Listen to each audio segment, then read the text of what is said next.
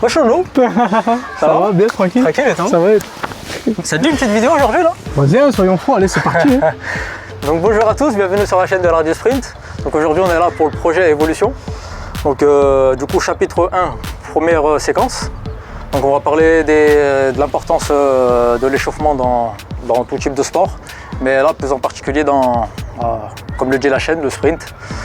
Donc voilà, donc Nono, bah tiens je vais te poser une question. Pourquoi l'échauffement il est important dans le sport?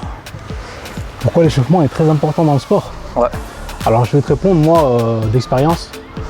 L'échauffement justement, ça permet déjà dans un premier temps d'éviter les blessures. Voilà, d'éviter les blessures, d'arriver, de se sentir le plus à l'aise possible. Ok. Parce que voilà, un corps mal échauffé, surtout en période hivernale, ça fait beaucoup de différence. Ouais, dans le sens où vous allez faire votre séance, mais vous allez sentir qu'il manque un petit quelque chose au niveau de certaines zones de votre corps.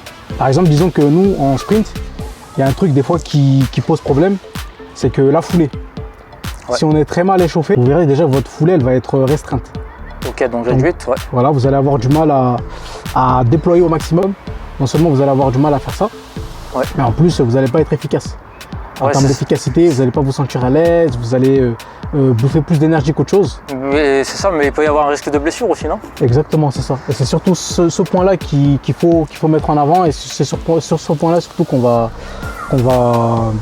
traiter la suite du sujet. Ouais, moi j'aurais pas pensé j'aurais dit la même chose.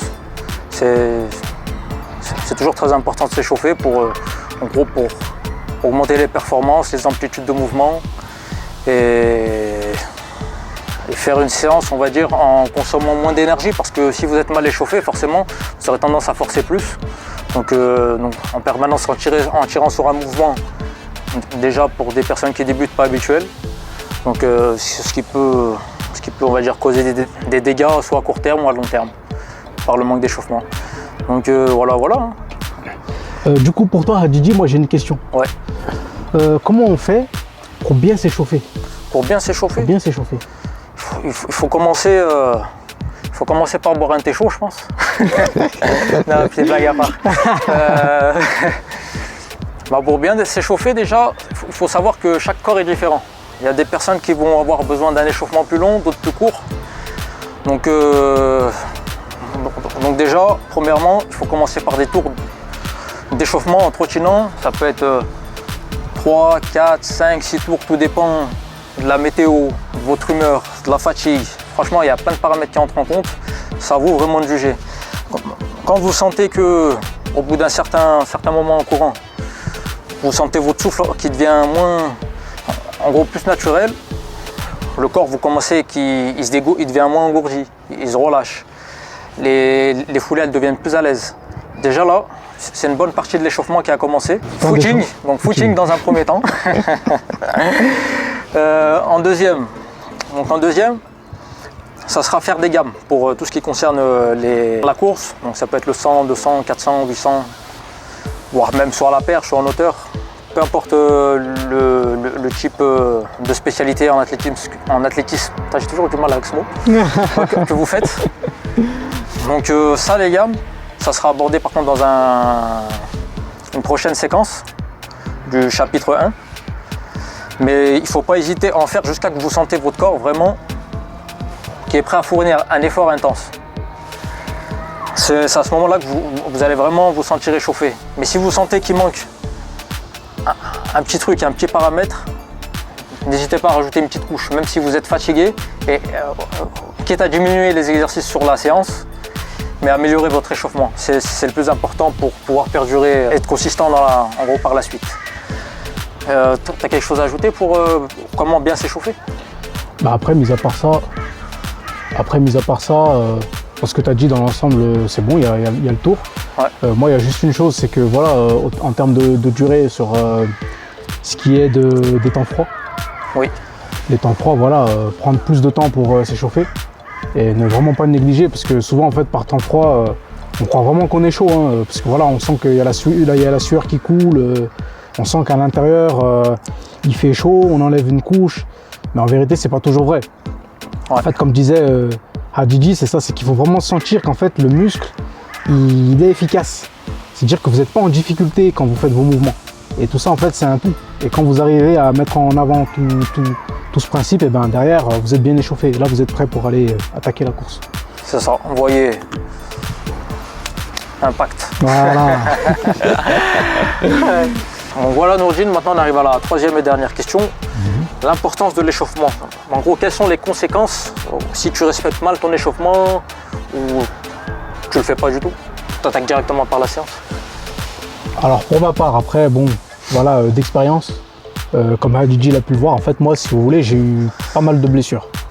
J'ai eu pas mal de blessures parce que, voilà, malheureusement, on tombe sur des coachs, en fait, qui vous disent pas réellement comment vous devez vous échauffer. Et du coup, à travers ça, bah, quand vous vous blessez une fois, en fait, ça allait rien. Mais même si, voilà, vous allez aller chez le kiné, voilà, il va vous prescrire des traitements, vous allez suivre les traitements, étirements et ainsi de suite, massage. Mais le danger, c'est qu'après, si ça vous laisse des séquelles, c'est que les séquelles, après, vous les gardez pour toujours. Ça veut dire que ce qui va se passer, c'est que moi, des fois, en fait, j'ai des douleurs chroniques au niveau de l'ischio-jambier gauche. Et ces douleurs chroniques, en fait, disons que je vais rester assis, bah, je vais les ressentir.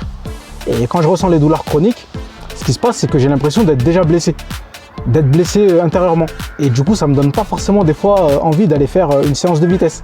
Parce que j'arrive pas à savoir si je suis à côté d'une blessure ou si je suis loin d'une blessure. Ouais. Et ça vous crée en fait psychologiquement des séquelles aussi, parce que vous allez vous dire, attends, comment je peux être à 100% en sachant que je ressens la douleur à l'instant T, qu'est-ce que je peux faire pour subvenir au fait que je suis en difficulté à tel instant, donc il faut que je trouve en fait un équilibre à travers ça. Et c'est pour ça qu'au jour d'aujourd'hui, maintenant, quand je fais mes échauffements, des fois il arrive que je fasse 5 ou 6 tours. Et quand je propose à Hadidji, bah Hadidji refuse pas. C'est ça. Il est dedans, voilà, il me fait comprendre que voilà, il n'y a pas de problème, on peut faire 5 ou 6 tours. Comme ça au moins derrière, même moi je peux arriver à m'échauffer de manière à être performant aussi et éviter au maximum les blessures. Voilà, si Hadidji il a quelque chose à ajouter derrière. Ouais, bon, c'est, on va dire, une petite parenthèse pour faire simple. C'est à l'époque où je faisais du breakdance, pareil. Bah, malheureusement, j'avais personne pour me guider, c'était encore les débuts, machin. Je forçais beaucoup sur mon corps, vraiment jusqu'à l'épuisement total. Tendinite avant-bras gauche, avant-bras droit. Je savais pas ce que c'était, moi je continuais à m'entraîner.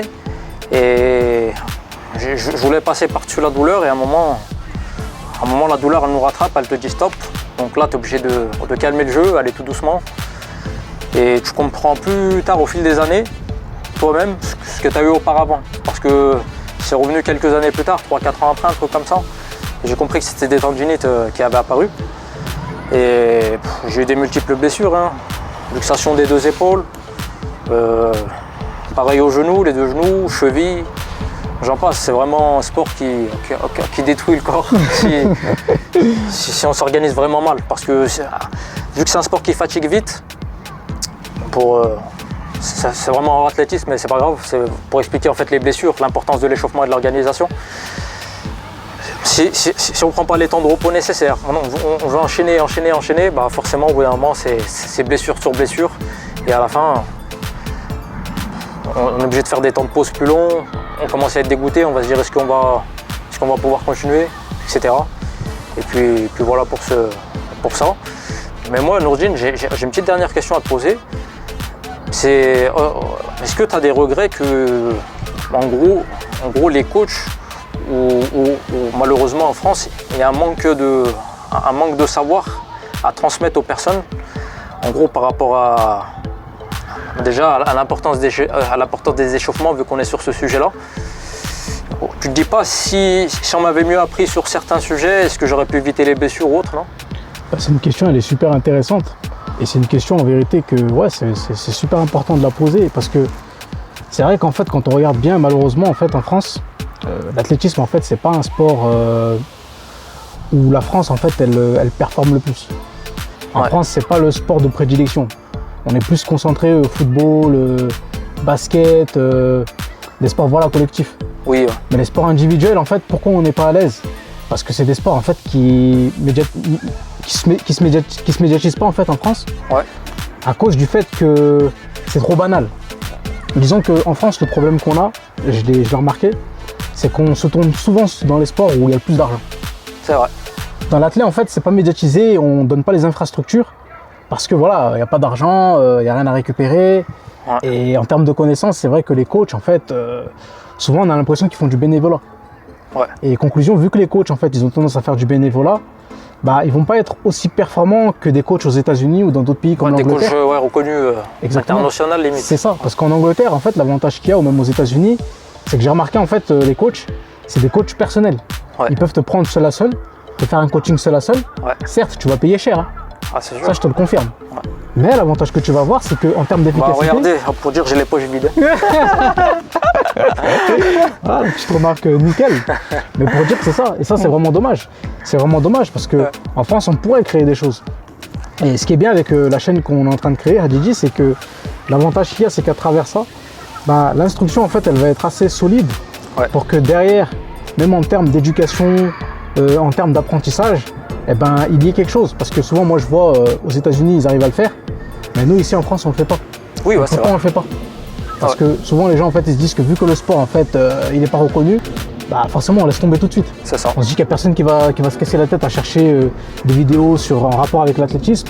Il n'y a personne qui va se casser la tête en rapport avec le sprint. Parce que voilà, ça représente rien, c'est ça. Moi je vois la chose comme ça. Après je sais pas si ça répond vraiment à ta question. Si, c'est nickel, hein, c'est complet. Et rien de plus à ajouter, je suis totalement d'accord avec toi. C'est ça, bah, je pense que ça sera tout pour cette première partie de ce chapitre 1, donc l'entraînement. L'entraînement qui fait partie du chapitre des bases. Et puis pour la séquence numéro 2, on va parler des gammes. Donc les gammes, ça sera vraiment, on va présenter les exercices et comment bien exécuter le mouvement. Pour la suite. Et après, bah, ce qu'on fera, c'est qu'on essaiera de vous donner un maximum d'explications derrière. C'est ça. Comme ça, derrière, bah, vous voyez à peu près à quoi ça ressemble, à quoi sert le mouvement, en quoi il va vous aider. Ouais. Et comme ça, derrière, bah, en termes de performance optimale, bah, ça va être carré. C'est ça. Et du coup, bah, si vous avez des questions sur cette vidéo, ou plus tard à l'avenir quand vous allez regarder les prochaines vidéos, si vous avez des questions, bah, n'hésitez pas à les mettre en commentaire. Et nous, on prendra soit le temps d'y répondre à l'écrit, ou soit pourquoi pas en faire une vidéo si c'est un sujet qui nécessite d'en faire une. Donc voilà tout. Hein. On peut se dire à la prochaine pour la suite, en espérant que ça vous plaise. Et nous, on sera toujours là pour vous accompagner tout au long du processus du projet Évolution. Yes. On vous dit merci et à la prochaine. Merci à vous, à la prochaine. A plus Nono. À plus Hadidji. Allez, vas-y.